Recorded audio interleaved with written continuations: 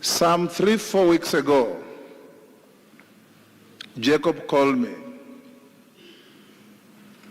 and told me, I have been asked by Raila to discuss something with you because he thought you can handle it better. So can we meet? We met in some social place in Karen. I arrived 5 minutes late at the agreed time and he was there waiting. We sat for more than 1.5 hours. He told me what he wanted me to do, that Raila had advised him. But he went on to tell me much more than that. His life, he said, was in serious danger. He was aware of a plot to eliminate him. He was aware and knew those who had hatched the plot.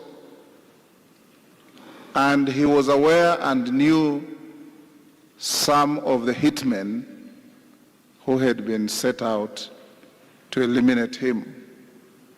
Public domain.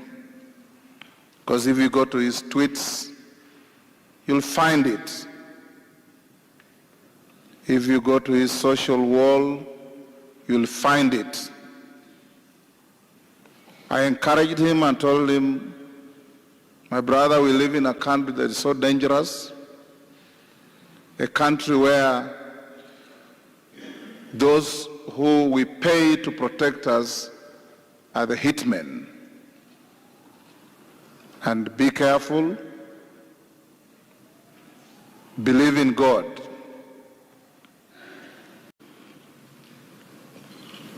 As a country, I think time has come when we must stand firm. As a country, I think time has come when we should call a spade a spade. It is saddening ukisikia the IG, Inspector General, calling upon leaders to write a statement. The IG knows exactly who killed Juma. And he should not try to harass leaders when it is clear those that killed Meshach Yebei also killed Juma. He has the information.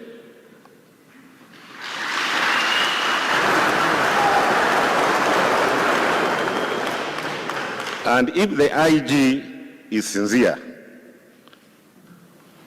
Jacob Juma slapped the deputy president some time back. That is where the investigations should start.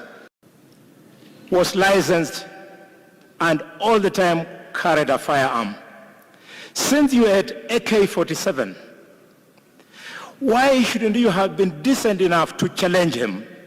After all, you are still going to wipe him, but you take him on like a man. You have killed him like chicken. And don't ask Wetangula to come and write a statement. Because Wetangula is only doing what we were taught in school, the reported speech.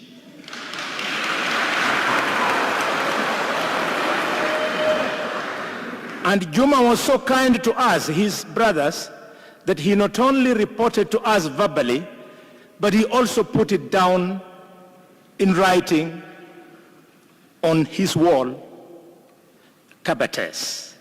And he said, Juma, that the person who is obsessed with killing me is Deputy President William Ruto. So, Mr. Boynet, your work is cut out. Pursue that lead and report to Kenyans that your findings are as follows. and not to come and start intimidating us as we are already dead. A Luya man, once you have a son, you are a dead man. You have heard this little boy says, Juma is dead, but Juma cannot surely be dead because the boy knows he is there. I thank you so much, and I want to remind Kenyans that we invested 15 billion shillings worth of cameras in this city. We want all the cameras in Nairobi to be opened so that we know which vehicle was trailing Juma and at what time, so that we can have something to take home. Ladies and gentlemen, we mourn. Welcome to Ngoma, Mungore village. He called me at around midday and told me that he had some very important matter to discuss, and therefore he was inviting me for a lunch date. Unfortunately, I was committed elsewhere, and I told him I could not meet him, but we would meet maybe in the evening, because I told him after lunch I was going to Parliament, and that would go until 5 o'clock. That was the last time that we spoke. Following in the morning, we woke up to this very disturbing news. I have a few things that I want to say about Jacob. That over this past week, we mourned Jacob. We mourned a friend and also a fellow fighter.